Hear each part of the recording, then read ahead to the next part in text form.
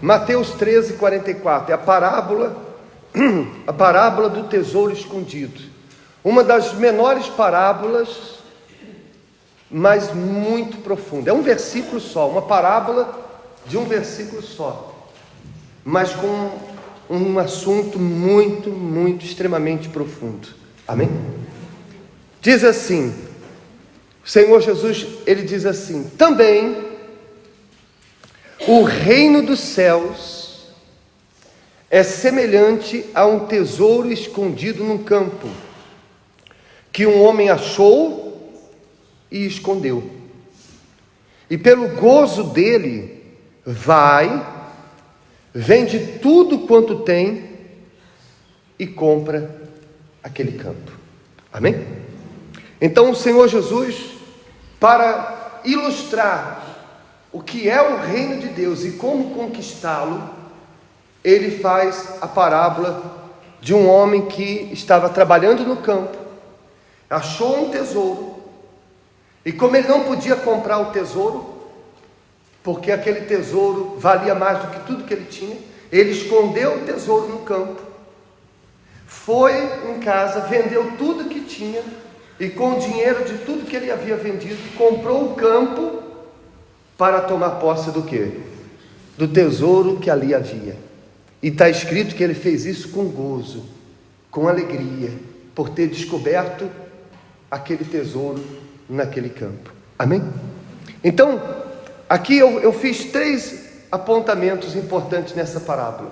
Primeiro, o que Jesus chama de o nome que ele usa para dar, vamos dizer assim, nome ao reino dos céus. Ele diz que o reino dos céus é semelhante a um tesouro. O que é que significa um tesouro? Algo raro e extremamente valioso. O tesouro é algo, dependendo do tesouro, é algo que nem sequer tem um valor específico para ele. Você sabe que há tesouros por aí afora, que eles são tão preciosos, tão caros, que não existe um valor. Quanto custa esse tesouro? Não tem como definir um valor para ele, de tão valioso, de tão importante que ele é. Agora, imagine a salvação da alma de uma pessoa. Ela é de extrema importância, de extremo valor, que a única maneira que Deus tinha para salvar uma alma foi oferecendo o seu único filho como sacrifício para salvar uma alma. Se houvesse outro meio de pagar o preço da salvação de uma alma, ele teria feito. Tanto que o Senhor Jesus, lá no jardim do Getsemane, falou: Senhor, se possível, passa de mim esse cálice, antes de ser crucificado. Mas Deus passou aquele cálice de Jesus? Deus evitou que ele passasse por aquilo? Não, porque era a única maneira de garantir a sua salvação, de tão preciosa que ela é. Amém? E a primeira coisa que uma pessoa tem que ter consciência para poder conseguir conquistar a salvação da sua alma é entender isso, o valor que isso tem. Muitas pessoas estão dentro da igreja, ainda não se batizaram nas águas, ainda não se converteram de verdade, ainda não têm a certeza da sua salvação, porque não entende, não entrou na cabeça delas a importância que isso tem, o valor que isso tem para elas. Elas estão dando valor às bênçãos, valor às coisas deste mundo, a muitas coisas, mas ela não entendeu ainda o valor imenso que é a salvação da alma dela. Tanto que o próprio Senhor Jesus, ele fala: do que adianta um homem ganhar o mundo inteiro e perder a sua alma? É como se Jesus dissesse o seguinte: olha, você pode conquistar o mundo inteiro, você pode conquistar a fama que você deseja, você pode conquistar a riqueza que você deseja, você pode ter todos os seus sonhos, humanamente falando, todos os seus sonhos realizados, mas do que adianta você ter tudo isso e não estar, ou não ter a salvação da sua alma? De que vai adiantar tudo isso? Entende isso ou não? Então, o Senhor Jesus, nessa parábola, ele mostra que a conquista da salvação da alma é um tesouro, e um tesouro incalculável. Aquele homem tinha consciência que ele não tinha condições de comprar aquele tesouro, por isso ele escondeu no campo e comprou o quê? O campo. Nós não temos como outra maneira de conquistar a salvação da nossa alma, a não ser através do sacrifício que o Senhor Jesus fez na cruz do Calvário. Quando nós o buscamos, quando nós o desejamos com toda a força. Amém? E esse tesouro estava como? Ele estava à mostra? Como é que estava o tesouro? Estava escondido. Então essa conquista da salvação não é uma coisa assim que a pessoa vai conquistar com facilidade. A salvação não é como um tesouro que está ali na feira, que está ali no shopping, que está ali no meio da rua. Não, ela está escondida. E como é que você faz para encontrar algo que está escondido? Você tem que procurar, você tem que buscar. Não é à toa que quando a gente fala que vamos buscar o Espírito Santo, a gente usa essa expressão. Nós vamos o quê? Buscar.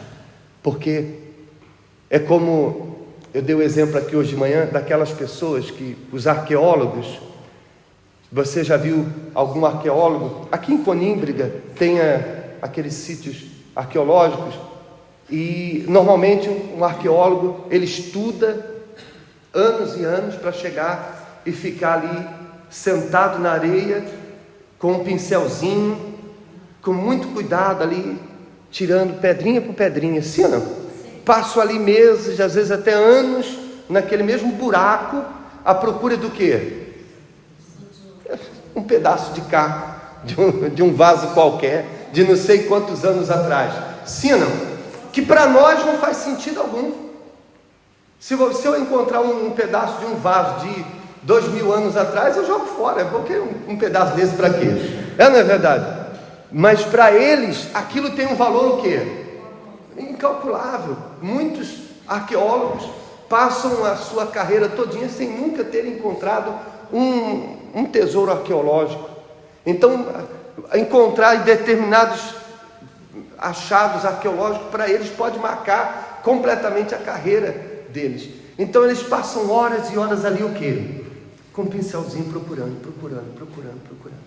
A salvação é esse tesouro que você tem que procurar dia após dia, limpando o seu coração, vigiando os seus olhos, controlando a sua língua, afastando-se das más companhias, influências, evitando tudo que possa atrapalhar a conquista desse tesouro. Então você está ali dia após dia, procurando, até que você possa conseguir conquistá-lo e mantê-lo dentro de si. Amém? Quando Jesus fala da salvação, em várias passagens, ele mostra a importância dela, o valor dela, mas também mostra que não é conquistado sem primeiro pagar o preço da renúncia, do sacrifício. Lá em Mateus, no capítulo 7, fala que chegar a conquistar a salvação é como passar por uma porta estreita e apertada. E ele afirma, e são poucos os que conseguem passar por ela. Por que são poucos?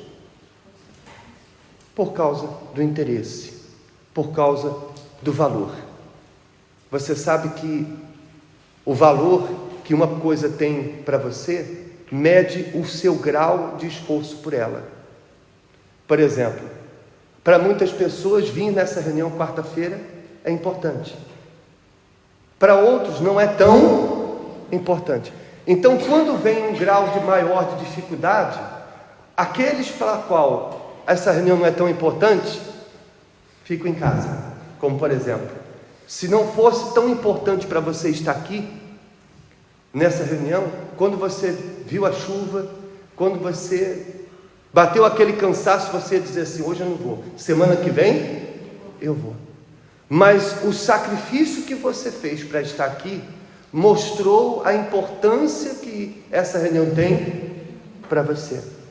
E o sacrifício que a gente faz para conquistar a salvação mostra a importância que ela tem para nós. Tudo que você sacrifica por algo mostra o valor que aquilo tem para você.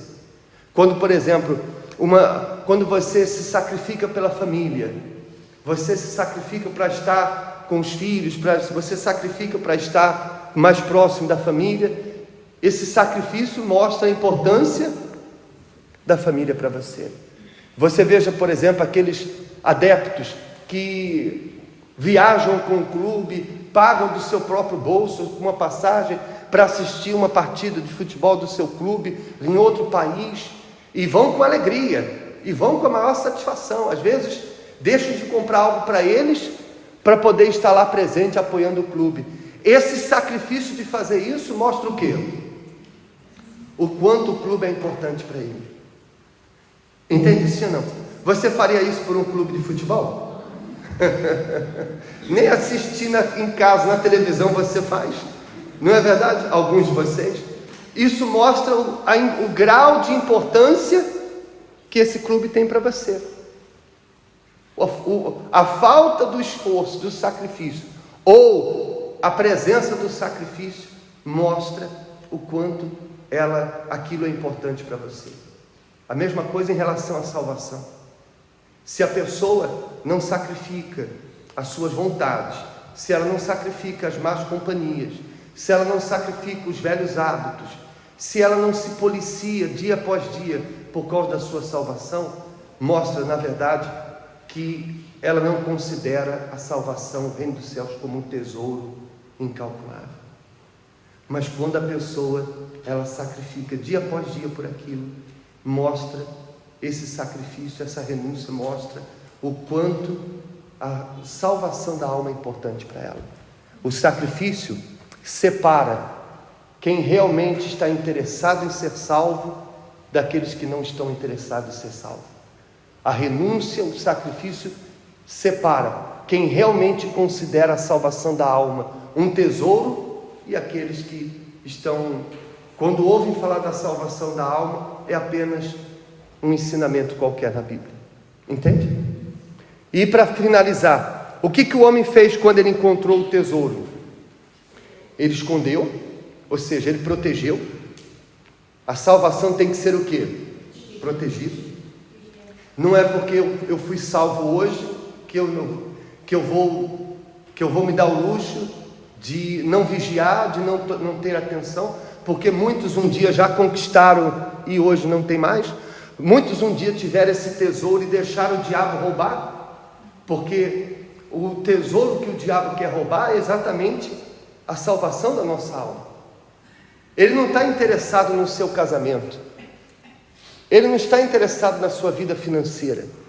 Quando ele age na vida financeira, quando ele age no casamento de alguém, quando ele age na família de alguém, é com o intuito de desanimar a pessoa, de fazer a pessoa desistir e abandonar a fé. Porque o que o diabo ganha causando um problema financeiro na vida de uma pessoa? O que ele ganha com isso? Ele não ganha nada. O que ele ganha é quando a pessoa, por causa desse problema que ele colocou, ela desiste da fé, abandona a fé e deixa a salvação de lado. Aí sim, ele roubou esse tesouro, pago com um preço tão caro por Jesus e que a pessoa desprezou por causa daquele problema. Entende isso, não? Então, quando o homem conquistou, achou o tesouro, protegeu, escondeu. E o que ele fez? Com alegria, vende tudo quanto tem e compra aquele campo.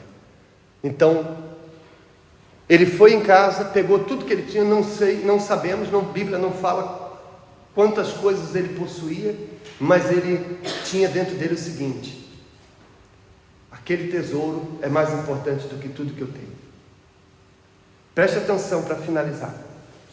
Imagine você, as coisas que ele se desfez, que ele se desprendeu, havia uma importância para ele. Ele se desfez de coisas que ele havia conquistado com meses, talvez anos de trabalho. Era importante para ele as coisas que ele vendeu para comprar o campo. Porém, não eram tão importantes quanto o tesouro que ele estava para adquirir naquele campo. Percebe o que eu quero dizer? Sim, não? Ele tinha coisas importantes em casa que ele se desfez. Ele tinha coisas de valor que ele se desfez. Mas com alegria ele se desfez de todas aquelas coisas que eram importantes para ele, porque ter aquele tesouro passou a ser mais importante. Passou a ser mais importante do que todas as outras coisas. E eu creio, tenho para mim que essa é a principal lição desta parábola. Qual a importância da salvação para mim? Qual a importância da sua salvação para você? Porque isso vai fazer toda a diferença. Se houver outra coisa mais importante para você do que a sua salvação, pode ter certeza, essa coisa é o seu tesouro. Lembra quando Jesus disse: aonde está o teu coração, ali estará o seu tesouro. Se a sua carreira profissional é mais importante que a sua salvação, então o seu tesouro não é a sua salvação. O seu tesouro é a sua carreira. E você pode ter certeza, vai haver situações de conflitos dentro de você, em que você vai ter que escolher qual das duas priorizar. O próprio diabo, quando perceber isso, vai se encarregar de criar situações para você abrir mão da sua salvação por causa daquilo que ele percebeu que é mais importante para você. Há pessoas, por exemplo, que elas se importam tanto com as amizades, ela é tão apegada às amizades, ela é tão... as amizades dela é tão importante. Eu não quero dizer aqui que você não tem que ter amigos, por favor, mas eles não podem ser o mais importante. Eu não quero dizer que você não tem que se preocupar com a sua carreira, por favor, mas eu quero dizer para você que não pode haver nada mais importante para você que a sua salvação, porque tudo é passageiro. Tudo é passageiro. Mas a salvação que nós estamos falando é algo que é eterno, é algo preciosíssimo, é algo que não tem preço e que foi pago pela vida do próprio Senhor Jesus. Então, por exemplo, há pessoas que elas dão tanta atenção para a amizade, as amizades é tão importante que às vezes, para agradar um amigo, ela faz coisas que desagradam a Deus. Aí depois fica com a consciência pesada, eu não devia ter feito isso. Mas ela não quer ficar mal com quem? Com os amigos. A vida sentimental é mais importante para ela, a idade, aí eu preciso me casar, e aí surgem pessoas, e o diabo, como eu já disse, ele trabalha para juntar a fome com a vontade de comer. Entende o que eu quero dizer? Ele percebe que você está dando mais importância àquilo do que a sua salvação, ele vai dar uma mãozinha, ele vai dar um empurrãozinho, para fazer com que você torne isso ainda mais forte. Então ele vai lá e coloca aquela pessoa incrédula, aquela pessoa no seu caminho, justamente para você cair em tentação e abandonar de vez aquele desejo que você tinha pela salvação da sua alma. Se a pessoa ela é muito materialista, e é aquela pessoa que para ela ficar rica, ou prosperar, conquistar, é mais importante do que tudo, então vai surgir empregos em que ela não vai ter tempo para vir à igreja, vai surgir empregos que ela vai ter que mentir, ou fazer coisas ilícitas para ganhar mais dinheiro, e porque ganhar dinheiro é mais importante do que a salvação da alma dela, ela vai se vender. Ela vai vender, porque ela não considera a salvação dela o mais importante. Só a título de exemplo, o dono do campo, que vendeu o campo para esse homem que achou o tesouro, você acredita que se ele soubesse que naquele campo tinha um tesouro, você acha que ele teria vendido? Por que ele vendeu? Porque ele não sabia. Não sabia do tesouro que tinha lá dentro. E sabe por que tem gente que se vende? Sabe por que tem gente que abandona a fé? Sabe por que tem pessoas que não renunciam, não sacrificam por causa da sua vida espiritual? É porque ela não entende o valor que isso tem para ela. No dia que ela entender não vai haver outra coisa mais importante para ela do que a salvação eterna. Amém, pessoal? Está claro, sim ou não? Então, cabe a cada um de nós. O Senhor Jesus já fez a parte dele. Deus também fez e tem feito a parte dele. Agora, cabe a nós fazermos como este homem. Buscar, encontrar esse tesouro, protegê-lo e colocar ele acima de tudo na nossa vida. Amém? Fiquem de pé, por favor, em nome de Jesus.